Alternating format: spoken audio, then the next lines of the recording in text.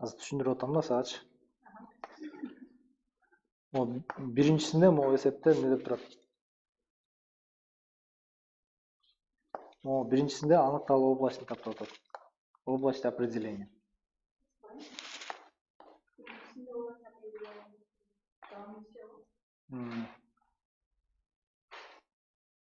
Аныкталуу область, орусча область определения деп турат. Аныкталуу областын тап деп атат. Экинчисинде болсо сократить деп атат да, simplify деген. Сокращение, да?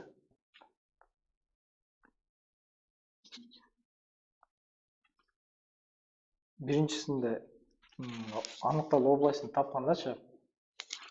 Аныкталуу областын тапканда, мисалы 1 бөлүнгөн x деген эмне? 1 бөлүнгөн x. Мунун мисалы y барабар 1 бөлүнгөн x десең, ушунун найдите область определения деди. X любой сан боло алабы? Кроме нуля. Демек, не дейсиң? X принадлежит от минус бесконечности до нуля. 0 кирбейт, от нуля до плюс бесконечности. То есть не болуп атат? Мордок жерде 0 болсо, 0дон башкасы баардыгы болуп атпай турабы сандар? Только 0дон башкасы. Минустан келе атабыз 0го чейин, 0дон кайра плюс чекске чейин. Турабы? Демек, жолун ушинтип жазабыз да. X element of from minus infinity to 0, from 0 to plus infinity. Бул жөнөкөй мисал да. Эгер мындай болсо эмне кылабыз? Аныкталуу областын тап десе. Область определения. Ушул эле нерсе x минус 1 десе. Бизде эмне? Асты 0 болбош керек, Эгер асты 0 боло турган болсо, x не болуп калат экен? 1. Туурабы? Чарп коюп да эсепте. Демек, x 1 болбош керек экен, Демек, канча жазабыз? X от минус бесконечности до единицы. Анан 1ден канчага чейин? Плюс бесконечностька чейин. Бул оңой эле болуп атат, Мону кантип чыгарабыз? Допустим. Область определения. Мунуку эмне?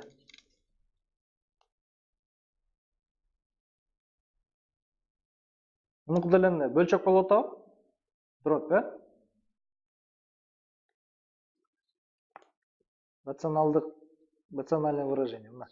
Бөлчөктүн эмне? Асты 0го барабар болбош керек, туурабы? Эгер 0го барабар боло турган болсо, x канча чыгат экен? 3 деленное на 5, туурабы? Бул жакка өткөрөсүң. Туурабы? Значит, область определения эмне экен? Ушул барабар болбош керек. X эмне дейсиң?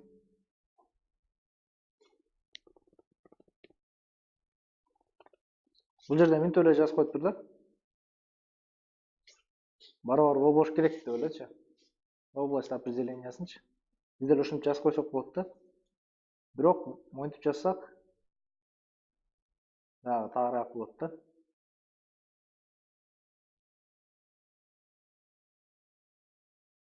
Так, не болуп кетти. Плюс чекске чейин. Көрүнүп атабы? Ал эми квадраттык уравненияларды кантип чыгарабыз? Асты 0го барабар эмес керек болуш керек болуп атпайбы бизгечи, туурабы? Асты 0го барабар болуш керек. Эгер асты 0го барабар боло турган болсо, эмне кылабыз? 4 3 дейбиз, x дейбиз. Кайсынысы минус кылабыз? 3тү минус кылсак, минус 3тү 4кө көчсөк, минус 12 туура чыкты. Кайчылашка көчсөк, 4x минус 3x канча чыгат экен? X. Бизге эмне керек? Минус x керек. Демек, эмне алат экенбиз? Кайсынысы минус кылат экенбиз? 4-тү минус кылабыз. Минус 4-кө 3-тү көбөйтсөк минус 12 чыгат, э? Кайчылаш көбөйттүк? 3x минус 4x. Минус x. Демек, мурдуча минус x чыкты. Значит, туура. Значит, көбөйтүчүлөр эмне экен мунуку? X минус 4, x плюс 3. Түшүндүңбү? Значит, бул эмне болот экен? X 4-кө барабар экен. Бул жерден x канчага барабар? Минус 3-кө барабар. Бул жер 0 болот ба? Аны биз мында алып чыгарабыз да. X минус 4 0-га барабар дейбиз. Бул жерден x 4 чыгат. X плюс 3 0-га барабар дейбиз. Бул жерден x канча чыгат? Минус 3 чыгат. Туура? Демек, эмне экен? X 4-кө барабар болбош керек экен, x минус 3-кө барабар болбош керек экен. Барабар боло турган болсо эмне болот экен? Асты 0-га барабар болуп калат. Түшүндүңбү? Асты 0-га барабар деп туруп чыгарабыз. Мисалы 6-чыны чыгаралык. Минус 9x квадрат минус 10x бу? 0-га барабарлайбыз да. Түшүндүңбү? Бул жерден x-ти кашансына чыгарсак, минус x да. 9x минус 10 бу? Не көбөйтүчүлөр ушул. Демек не? Кайсы санды кайсы санга көбөйтсөң 0 чыгат? 0-ду 0-га көбөйтсөң, э? Демек, минус x барабар 0, x барабар 0 бу? 9x минус 10 барабар 0 бу?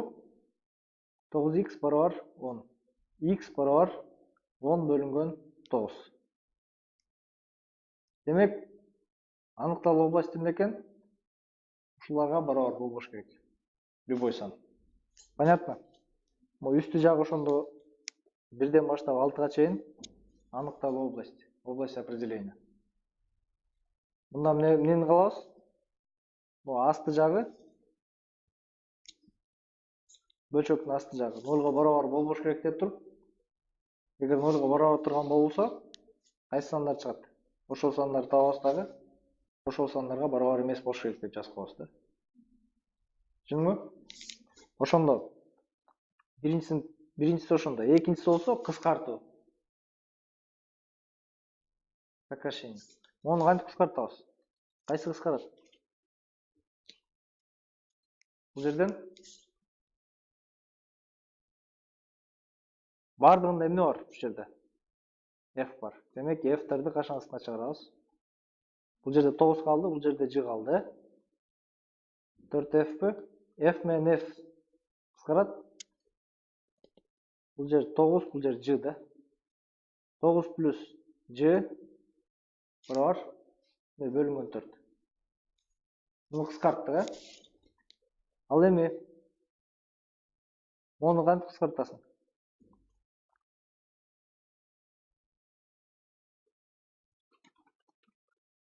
Бул жерден үстүнөн 3-тү чыгаралык да. Минус 3-тү чыгаралык. Бuyakta канча калат? Ушундай болобу? Бул жерде 8 минус 4x бу? Бул жерде плюс экен. Муну орун алмаштырып жазып коелук. Деп жазып койсок болот да, экөөнүн орун алмаштырып туурабы? Бул менен бул кыскарабы? Минус 3 болот. А морекилерди кантип чыгарабыз? Квадратное уравнение да. Мынтип 3, муну канча? 7/5 да. Кайсынысы минус кылабыз? 7-ни минус кылабы? Ошондо туура чыгабы?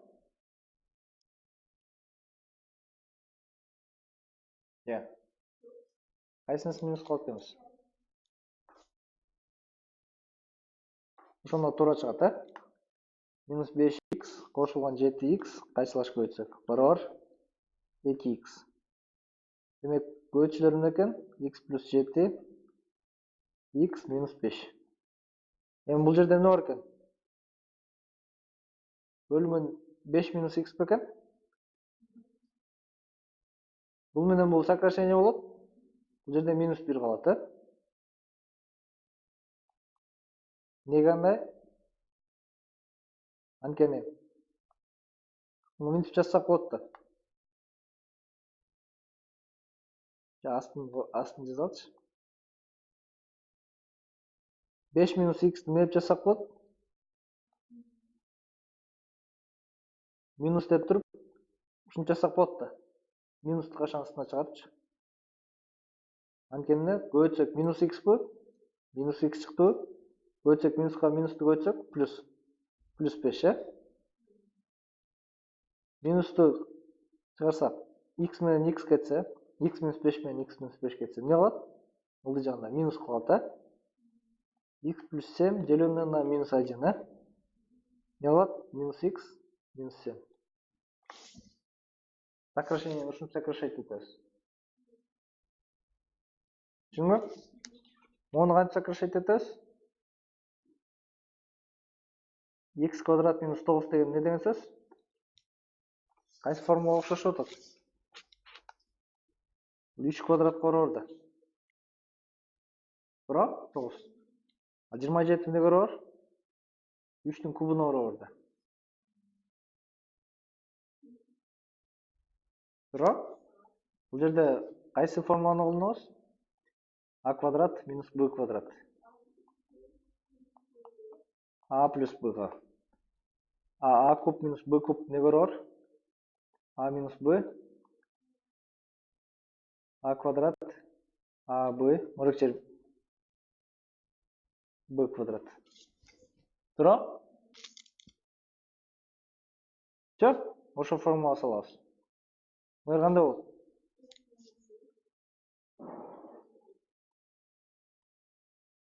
Бул жерде минусту кашан астына чыгарып алалы да. Муну мынтип жазып коелучу. Минус x куб минус 3 куб десек болобу? Эми бул эмнеге барабар? Минус x минус 3 x квадрат минус плюс эмне болот? 3x. Нет. b в квадрате. 3 в квадрате сколько? 9. Тура? Могу формуланы салып атпайсызбы? Так, бул менен бул кыскарды. Ошондо эмне болот экен в итоге? Минус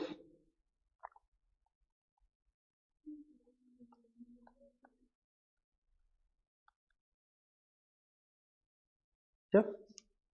Дальше кыскарбайт. Ушинтип кыскартабыз, түшүндүңбү? Ал бул жерде эмне болуп кыскартабыз? Кайсы формулага окшошот?